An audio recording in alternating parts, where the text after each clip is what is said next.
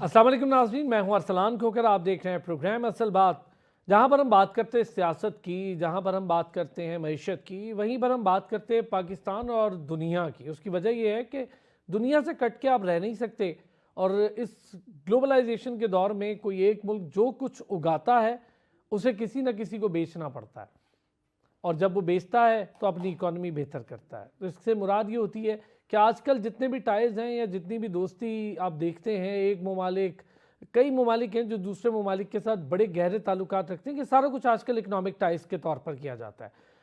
بھارت نے کشمیر پر جو بھی بربریت مچا رکھی ہے، دنیا اس پر خاموش ہے، کیونکہ وہ پیسے کی ریل پیل کے زیر اثر ہے۔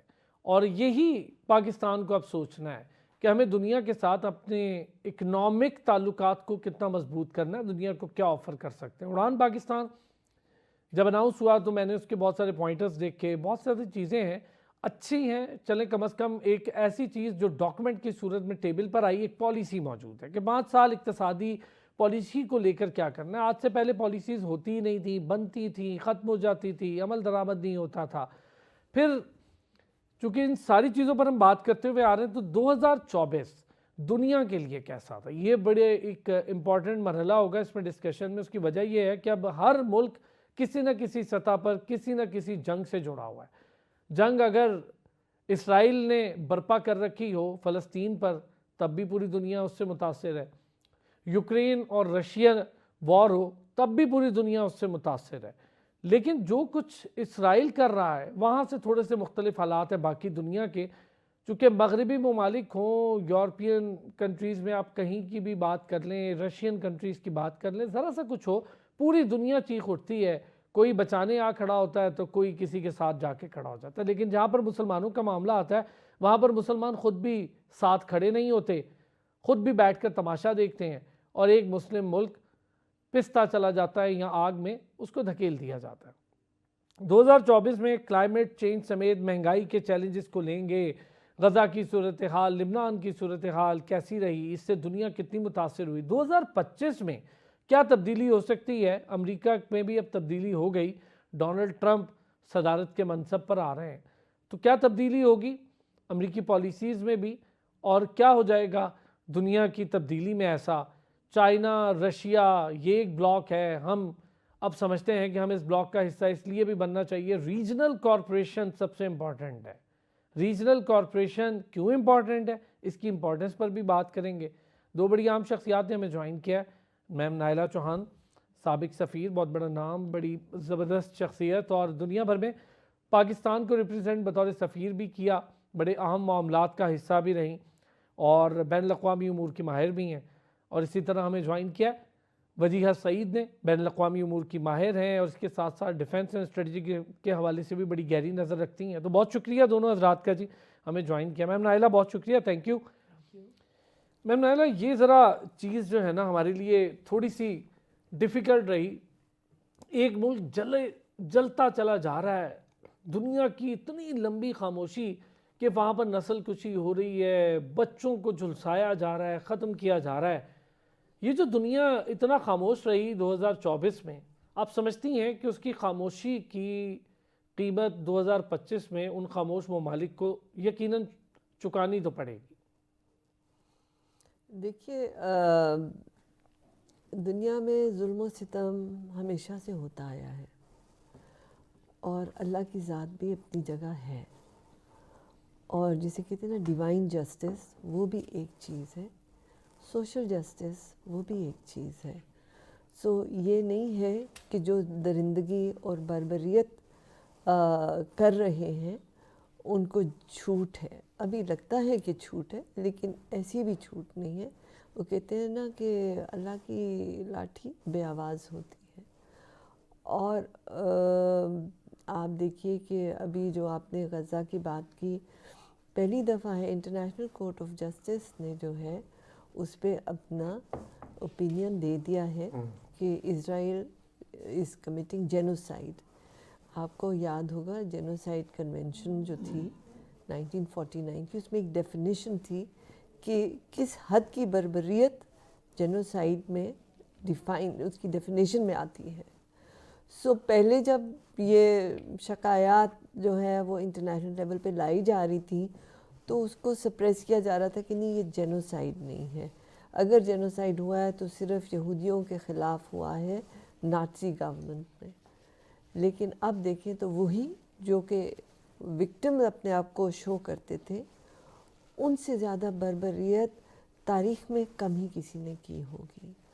اور اب جو کہ ان کی پشت پناہی کر رہے تھے وہ بھی بغنے جھانک رہے ہیں, کیونکہ ان کے پاس کوئی جواز نہیں ہے اس بربریت کی سپورٹ کا. اور انشاءاللہ لہو تو رنگ لاتا ہے, ایسے بے آواز تو نہیں جاتا. وجیہہ ٹھیک بات ہے. ہم تو خیر ایسے ایک مذہب سے بھی ہمارا تعلق, ایسے ایک ملک سے بھی ہمارا تعلق کہ ہم کسی بھی قسم کی بربریت یا جینوسائیڈ کو یہ نہیں کہہ سکتے کہ یہ ٹھیک ہے, چاہے وہ ان کے ساتھ ہو رہی ہو چاہے ادھر ہمارے اپنے لوگوں کے ساتھ ہو رہی ہو, ہم کسی کو بھی ٹھیک نہیں کہتے. لیکن بڑی مشہور بات ہے کہ کچھ کو اس لیے چھوڑ رہا ہوں کہ بعد میں وہ بتائیں گے کہ میں کس لیے کر رہا تھا یہ سب کچھ. تو یہ ایک بڑا اہم جملہ ہے اور آج دنیا دیکھ بھی رہی ہے. ویسے تو خیر اس کی آگ اب مختلف ممالک تک پھیل رہی ہے. لوگ سمجھتے تھے کہ خالی غزہ تک رہ جائے گی, لیکن سب کے ہاتھ جل رہے ہیں. ارسلان, ابھی آپ نے خود کہا کہ ہٹلر کا آپ نے کال دہرایا کہ میں کچھ لوگوں کو اس لیے چھوڑ رہا ہوں تاکہ دنیا کو پتہ چل سکے کہ میں نے ایسا کیوں کیا. تو جہاں تک اس وقت دنیا دیکھ رہی ہے, آپ نے دیکھا ہوگا کہ اسرائیل نے ظلم و بربریت کے وہ ریکارڈ قائم کیے ہیں کہ میں کہتی ہوں انسانیت کی پوری تاریخ ایک طرف رکھتے ہیں اور موجودہ زمانے میں جب کہ انسانی حقوق کو دنیا کے ہر ملک نے تسلیم کیا, اس کے باوجود جو کچھ ظلم وہاں غزہ میں, فلسطین میں, یہاں تک کہ لبنان میں, شام میں جو کچھ بھی اسرائیلیوں نے کیا اس کی کوئی جسٹیفیکیشن نہیں بنتی. محض یہ کہنا کہ یہاں پر ہمارے لیے خطرہ ہو سکتا ہے جس سے ہماری ملکی سلامتی کو خطرہ درپیش ہو, اس کا مطلب یہ نہیں ہے کہ آپ لوگوں کی نسلوں کی نسلیں اجاڑ دیں, پورے کے پورے ملک تباہ و برباد کر دیں. اور سب سے بڑی جو دکھ کی بات ہے اس میں کہ پوری عرب دنیا, آپ نے دیکھا ہوگا, وہ بڑی خاموشی سے اس جلتے آگ کا نظارہ دیکھ رہے ہیں. یہاں تک کہ تھوڑی دیر کو اگر آپ مذہب کو بھی بالائے طاق رکھتے ہیں تو انسانیت بھی کوئی چیز ہوتی ہے. اتنا ظلم تو دشمن کے اوپر بھی نہیں کیا جاتا کہ اس کے بچے جو ہیں ان کی نسلیں مٹا دی جائیں, جو کچھ اسرائیل نے یہاں غزہ میں کیا. اور یورپی حکومتوں نے جس طریقے پر اس وقت اسرائیل کا ساتھ دیا, اس تمام تر نسل کشی کو, جینوسائیڈ کو جائز قرار دیتے ہوئے اور اس کو اوپر پردہ ڈالتے ہوئے, تو میں سمجھتی ہوں کہ یہ آنے والا سال جو ہے 2025 صرف دن بدلیں, ہند سے بدلے ہیں کیلنڈر کے, تاریخ نہیں بدلی, دن نہیں بدلے. اور ابھی یہ جو پچھلی جو سال کی ہم مشکلات لے کر 2025 میں داخل ہوئے ہیں, یہ اس سال بھی چلیں گی.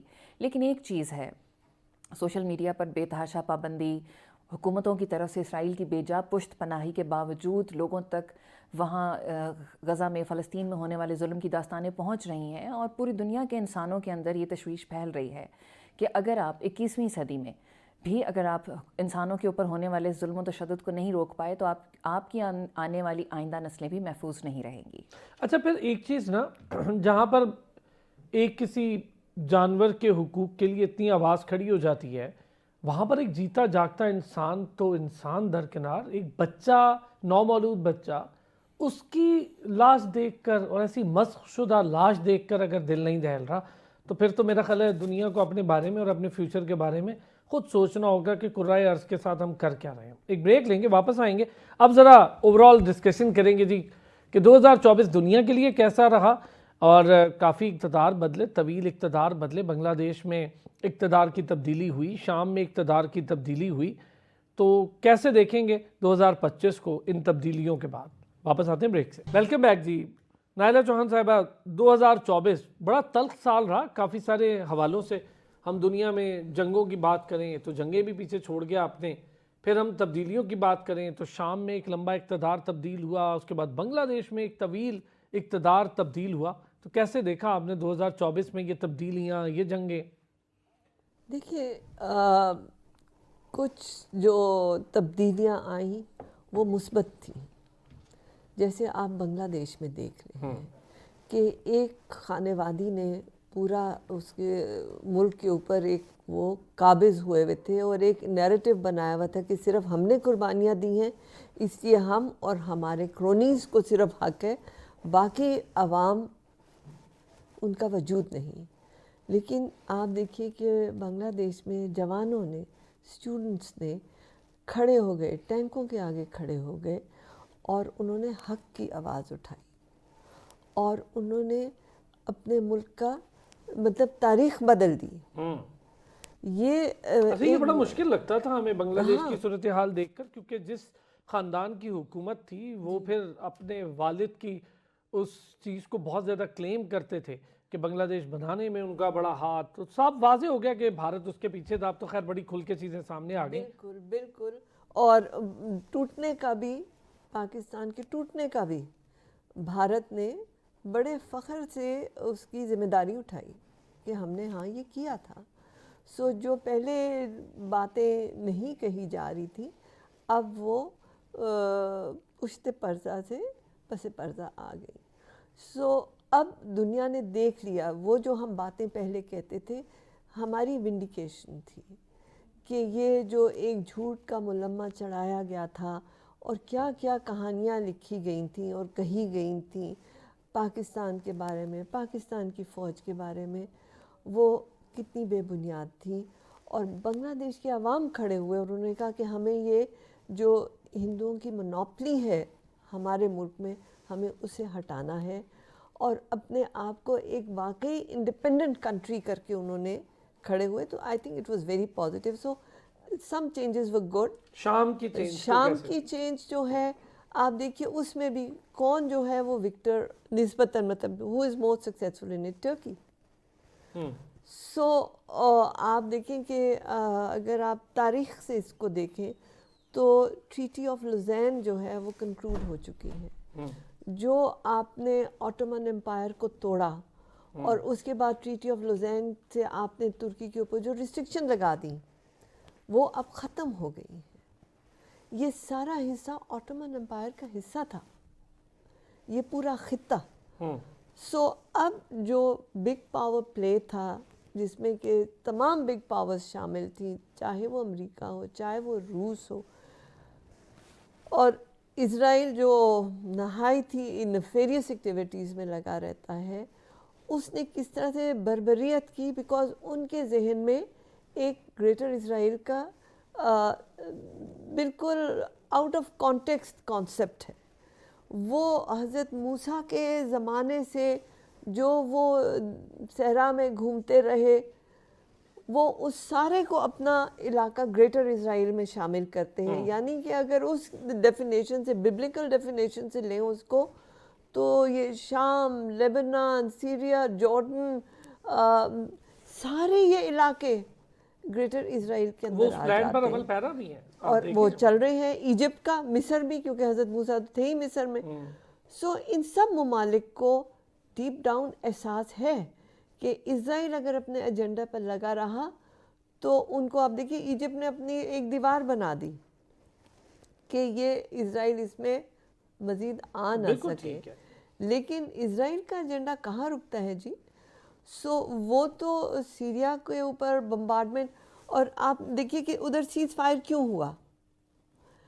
سیریا میں سیز فائر کی وجہ کیا تھی؟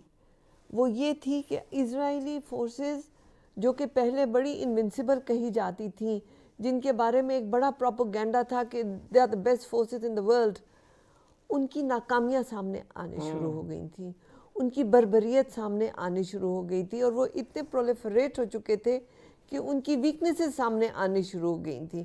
تو آئی ڈی ایف یا Israeli occupying forces, I would say not even Israeli defence forces but occupying forces, ان کی ناکامیاں جو دنیا کے آگے آئیں تو ان کی امیج جو تھا وہ ٹوٹ گیا. ایکسپوز ہوئے 2024 میں. ٹھیک ہے کہ انہوں نے جو بھی بربریت کی اس میں ایکسپوز بھی ہوئے، لیکن یہ بتائیں ایکسپوز دیکھیں نا، بات میں یہ کہہ رہی ہوں کہ وہ اس لیے سیز فائر کیا گیا کہ یہ اپنی فورسز صرف غزہ کے اوپر فوکس کریں، یہ اس طرف نہ جائیں جہاں پہ کہ ان کا پھیلاؤ یہ سنبھال نہیں سکیں گے.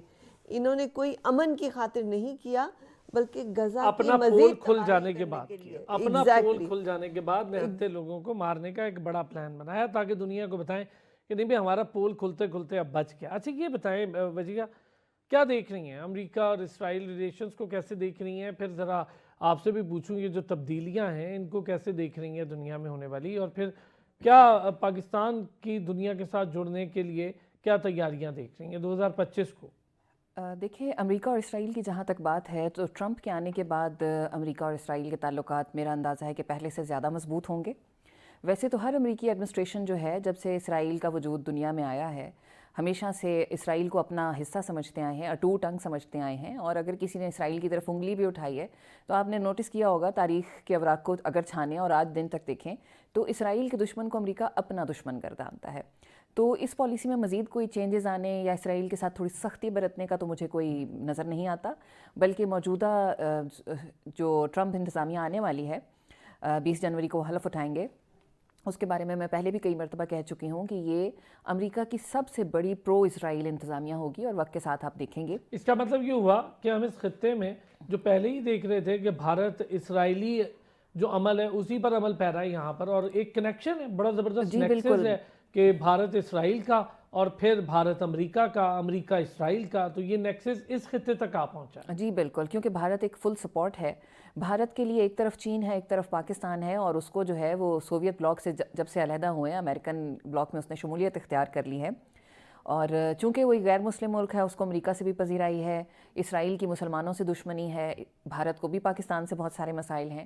تو ان تینوں ممالک کا اتحاد جو ہے ایک آپ کہہ سکتے ہیں کہ نظریاتی طور پر بھی ہے, خطے میں پاکستان کی اور مسلم ممالک کی بالادستی نہ ہونے دینا, چین کو ٹیکل کرنا. تو ان تمام معاملات کے ساتھ ساتھ آپ نے یہ بھی نوٹس کیا ہوگا کہ سوشل میڈیا پر جتنا اسرائیل کو سپورٹ انڈین میڈیا کرتا ہے وہ غالباً امریکی میڈیا بھی نہیں کرتا.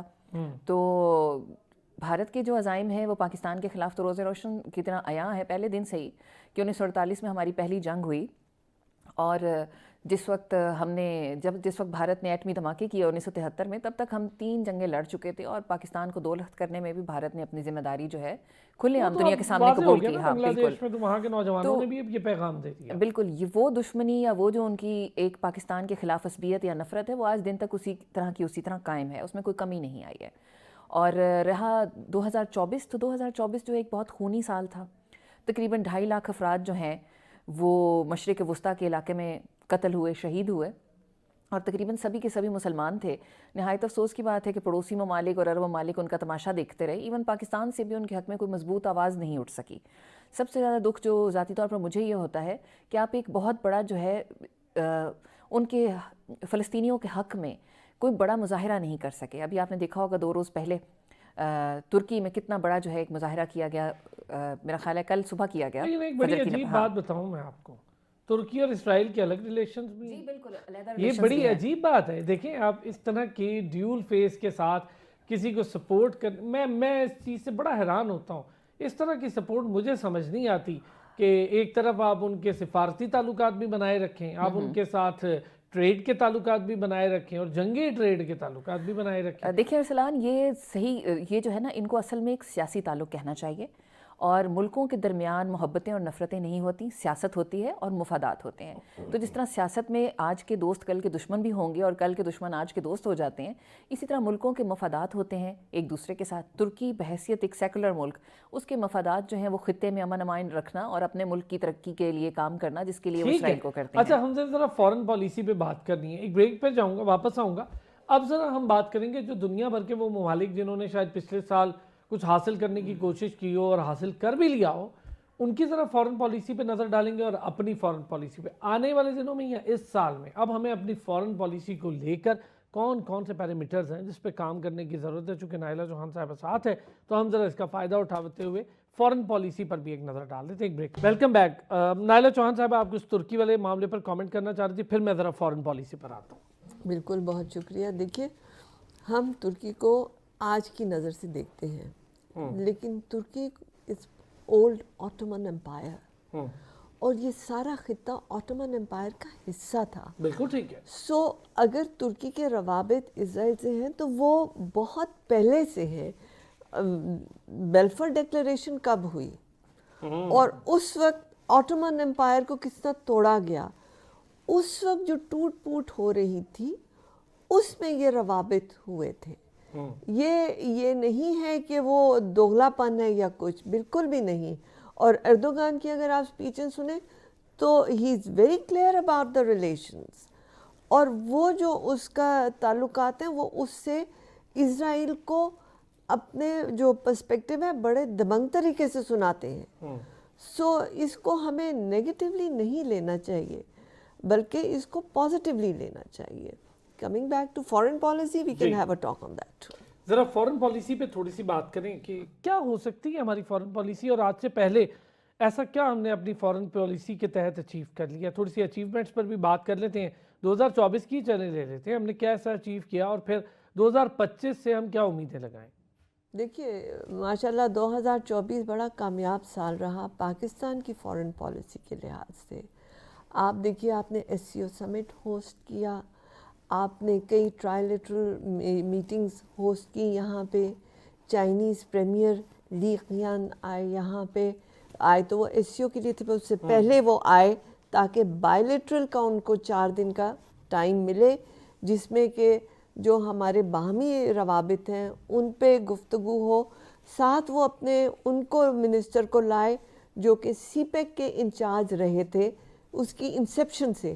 سو انہوں نے بھی سارا ڈسکشن کی. ہمارے لوگ جو کہ سی پیک کی امپلیمنٹیشن پہ اتنے سارے پروجیکٹس ہیں، ابھی ٹائم نہیں کہ ہم اس کی ڈیٹیل کریں، ان سب کو انہوں نے ریویو کیا. اس کے جو ڈیولپمنٹس تھیں، جو باٹل نیکس تھے، ان سب کو دیکھ کے آگے بڑھنے کا راستے نکالے گئے. ایس سی او پر بھی تھوڑی سی بات کر لیں. ایس سی او کو لے کر آپ سمجھتی ہیں ہم اس بلاک کے ساتھ شانہ بہ شانہ کھڑے ہونے کو تیار ہیں؟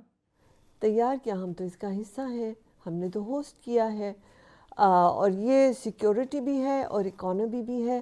سو یہ ایک بہت اہم ہے. آپ دیکھیے کہ ہندوستان کا فارن منسٹر آیا، باقی سب head of states, head of governments آئے. So that shows India's commitment to S C O. لیکن پاکستان نے اس کو اسی طرح ہوسٹ کیا اور کھلے دل سے ہوسٹ کیا. جے شنکر کو بھی ہم نے بڑے کھلے دل سے ہوسٹ کیا، حالانکہ ان کے آنے سے پہلے انہوں نے بڑی نیگیٹو سٹیٹمنٹس دی ہیں کہ یہ ہم ایس سی او کے لیے آ رہے ہیں، اس کو یہ نہ سمجھا جائے کہ یہ بائیلیٹرل ہوگا، یہ ہوگا. لیکن آپ دیکھیں کرتارپور کا اچیومنٹ رہی. بالکل بہت کامیابی رہی آپ کی. دنیا نے دیکھا کہ پاکستان نے کتنے عظیم طریقے سے اتنی بڑی کانفرنس کو ہوسٹ کیا. آپ نے اور اتنی ساری ٹرائلیٹرل بائیلیٹرل میٹنگز ہوسٹ کی پاکستان میں. بائیلیٹرل پولیٹیکل کنسلٹیشنز ہوئی، ٹریڈ ڈیلیگیشنز کی ہوئی. B2B کا بڑا بالکل زبردست قسم کا ارینجمنٹ ہوا، اس سے پاکستان کے اپنے ٹریڈرز کو بھی بڑا فائدہ ہوا. اچھا چونکہ وقت کم ہوگا ہوا. آپ دیکھیں ای سی او کا ہوا، ایس سی او کا ہوا، D8 کا ہوا. پاکستان کو یونائٹڈ نیشنز کی سیکیورٹی کاؤنسل میں جو ہے non permanent seat for 2 years ملی. آپ کو آئی اے ای اے کی جو ہے board of directors, board of governors میں آپ کو 2 سال کی وہ ممبرشپ ملی. آپ کو ڈسارمامنٹ کمیشن میں جو ہے وہ ملی. سو بہت ساری آپ کی اچیومنٹس ہیں. 2024 جہاں تک پاکستان فارن پالیسی کی بات ہے، میں خراج تحسین کہوں گی اپنے فارن آفس کو، اپنے فارن منسٹر کو، حکومت کو کہ they did a great job. Because اس وقت جب دنیا میں اتنی تباہی تھی، پاکستان بڑا فوکس رہا اکنامک ڈیولپمنٹ پہ، پولیٹیکل ریلیشنز پہ ہم نے بہت فوکس کیا. زبردست ہو گیا. چلیں جی وجیہہ کیسے دیکھیں گی ہمارے، ایک تو 2024 تو ہم نے دیکھ لیا، اس کا پورا احاطہ ہو گیا بڑا زبردست. 2025 میں یہ جو رشیا کے ساتھ معاملات ہیں، اس کے لیے فارن پالیسی میں ہمیں کیا تبدیلی کرنی ہوگی؟ ذرا معاملات بہتری کی طرف بڑھ رہے ہیں. پھر افغانستان کو لے کے کیا تبدیلی کرنی ہوگی ہمیں؟ دیکھیے پاکستان کا جو سٹانس ہے وہ فارن پالیسی میں بالکل کلیئر ہے. روس کے ساتھ ہمارے تعلقات ہمیشہ ایک نارمل سطح تک رہے ہیں اور ہم اس کو مزید آگے بہتر طریقے پر بڑھانا چاہتے ہیں. اور اس سلسلے میں پاکستان نے بڑا اچھا، میں سمجھتی ہوں ایک اچھا سٹانس لے رکھا ہے کہ یوکرین کی جنگ میں بھی انہوں نے بے تحاشا جو ہے روس کی مخالفت نہیں کی اور ایک اچھے طریقے پر دونوں ممالک کے درمیان کانفلکٹ کو سالو کرنے کے اوپر زور دیا. رہا افغانستان، تو افغانستان کے بارے میں آپ کو پتہ ہے کہ جب سے کابل میں دوبارہ طالبان کی حکومت ایک طرح سے آئی ہے، یہ جو عبوری حکومت جسے کہا جاتا ہے، اس کے بعد ایک طرف تو پاکستان میں دہشت گردی کا سلسلہ دوبارہ بڑھ گیا. بھارت کی انوالومنٹ جو ہے وہ ٹی ٹی پی کے تھرو جو ہے پاکستان میں دوبارہ ایک دفعہ پھر سے زیادہ بڑھ گئی. لیکن مجھے سب سے زیادہ خوشی اس چیز کی ہوئی کہ بہت عرصے سے جس چیز کی توقع کی جا رہی تھی وہ ریسنٹلی پاکستان کی فارن پالیسی میں، یا آپ کہہ لیں کہ ایک بڑا میجر شفٹ ہے کہ جس طرح ہم نے ان کو جواب دیا اس سے پہلے وہ آتے تھے، حملے کرتے تھے، ہماری جو ہے بڑی پرامن درخواستیں ہوتی تھیں، ہم انہیں بتاتے تھے کہ یہ لوگ ہیں، آپ ان کے خلاف ہماری مدد کریں. شرافت کا ناجائز فائدہ اٹھا رہے تھے نا. تو یہ بہت اچھا کیا کہ اس سے ایک تو دنیا کو بھی سبق ملے گا، پڑوسی ممالک جتنے بھی لوگ در اندازی کرنے آتے ہیں کہ اینٹ کا جواب اب پتھر سے ملے گا. میرے خیال سے اس پالیسی کو کنٹینیو رہنا چاہیے. 2025 میں بھی اس کے ہمیں انشاءاللہ بہت اچھے ثمرات جو ہیں مجھے امید ہے کہ ہمیں ملیں گے. اور رہی بات حکومت کی اور جو گزشتہ سال ہماری جو فارن پالیسی کی جو اچیومنٹس تھیں جو کہ میڈم نے بتایا ابھی، تو میرے خیال میں وہ ہمیں 2025-26 آنے والے سالوں میں بھی مزید فائدہ دیں گی. لیکن ایک اس کے لیے میرے حساب سے ایک کنڈیشن ہے کہ پاکستان کو اپنی اکنامک ڈیولپمنٹ جو ہے وہ بہتر کرنی پڑے گی. آپ کی فارن پالیسی اسی وقت کامیاب ہوتی ہے جب آپ کے حالات اچھے ہوتے ہیں. ساتھ ہیں ہم دنیا کو آفر کیا کر رہے ہیں، ہمارے پاس ایسا کیا ہے کہ ہم دنیا کو آفر کریں، یہ ہمیں خود سوچنا ہے. بہت کچھ ہے لیکن سوچنا ہمیں ہے، اپرچونٹیز فائنڈ آؤٹ کرنی ہے کہ دنیا کو آفر کیا کریں. جو ممالک بڑے کننگلی یہ چیزیں دیکھتے ہیں کہ دنیا میں کہاں پہ کس چیز کی کمی ہے اور ہمارے پاس کیا چیز ہے جو ہم آفر کر سکتے ہیں، وہاں پر وہ آفر کر. ہمارے پاس یوتھ ہے بہت اچھی، اس کو اسکلڈ کر دیں تو ہم دنیا کو آفر کر سکتے ہیں، اپنے ریمیٹنسز بھی بڑھا سکتے ہیں. میم نائلہ اس پہ کوئی ایک کامنٹ؟ بالکل آپ نے صحیح کہا کہ ہمارے یوتھ، دیکھیے آپ کی 60% آبادی جو ہے وہ یوتھ کی ہے. ہمیں ان کو اسکل وہ دینی ہے تاکہ وہ دنیا میں ایک رول پلے کر سکیں. اور میں اپنے بچے جو باہر جانے کے شوقین ہیں ان کو یہ بھی بتانا چاہتی ہوں کہ باہر درختوں پہ ڈالر نہیں لگے بچے، وہاں پہ اتنی ذلت ہے کہ آپ سوچ نہیں سکتے. اپنے ملک میں وہی آپ محنت کر لیں تو ہم اس ملک کو آگے چلائیں گے. میں مانتی ہوں کہ مسائل ہیں، میں مانتی ہوں کہ رستے بند ہیں، لیکن ہم نے وہ رستے کھولنے ہیں اور ہم نے اس ملک کو انشاءاللہ 2025 میں آگے چلانا ہے. آپ تو باہر رہے ہوئے، آپ باہر پڑے ہوئے بھی ہیں ماشاءاللہ، آپ چیز کا بڑی سختی ہیں، بہت سختی ہیں. صرف کہنے کی بات ہے، آپ تو سفیر رہی ہیں، آپ نے تو پوری کمیونٹی کو وہاں پر سنبھال رکھا ہے، تو ہمیں پتہ ہے کہ کیا کیا مشکلات فیس کرنی پڑتی ہیں. نائلہ چوہان صاحبہ بہت شکریہ.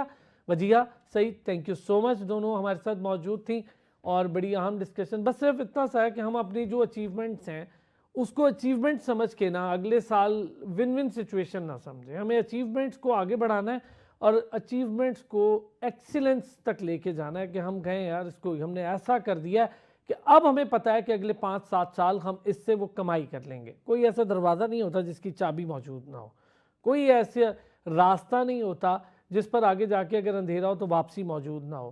تو روشنی بھی تلاش کی جا سکتی ہے، راستے بھی تلاش کیے جا سکتے ہیں. صرف ول ایسی چیز ہے جس کو پیدا کرنے کی ضرورت ہوتی ہے. بہت شکریہ آپ کا، پھر ہوتی ہے آپ سے ملاقات. اپنا خیال رکھیں.